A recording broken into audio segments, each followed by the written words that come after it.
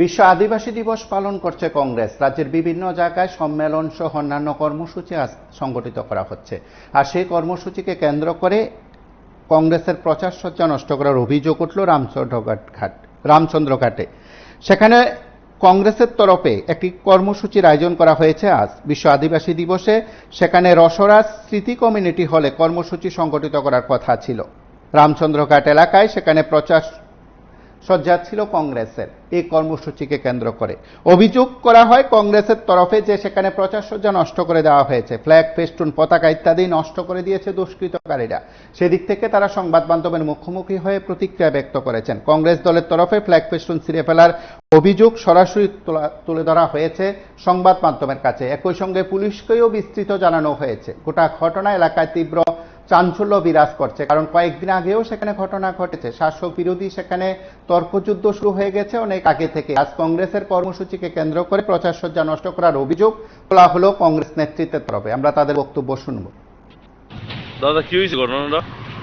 আজকে বিশ্ব জনজাতি দিবস উপলক্ষে 9 আগস্ট আজকে আমাদের ডিস্ট্রিক্ট ওয়াইজ প্রোগ্রাম। কালকে আমরা আজকের প্রোগ্রামের জন্য গতকাল সন্ধ্যার সময় আমাদের রামচন্দ্রঘাট সাজসজ্জা আমরা করছি। আমাদের ফ্ল্যাগগুলা কে বা কারা আমরা দেখি নাই, আমাদের সাজসজ্জাগুলো সমস্ত নষ্ট করেছে। এখানে আপনাদের সামনে রাস্তা রয়েছে, ফ্ল্যাগগুলো নাই।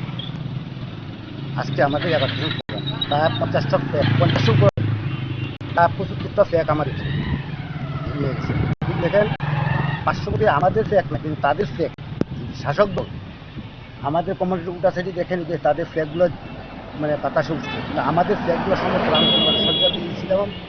রামচন্দ্রঘাট, তিলিয়ামরা রুট, রুট, আমপুরা রুট এবং রামচন্দ্রঘাটের কমিউনিটি হল আমরা কালকে সজ্জা লাগাইছি।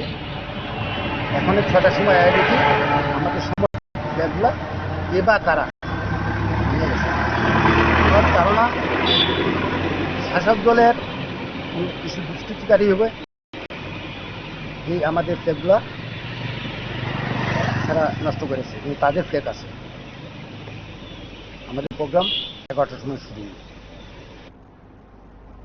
আপনারা শুনলেন সেখানে কর্মসূচির আগে সেখানে ফ্ল্যাগ, পেস্টুন ইত্যাদি নষ্ট করার অভিযোগ তুলল কংগ্রেস, এবং তার পাশাপাশি এই ঘটনার পর তাদের কর্মসূচি যথারীতি সংগঠিত করা হচ্ছে বলে তারা জানিয়েছেন। আপনারা দেখতে থাকুন PB24।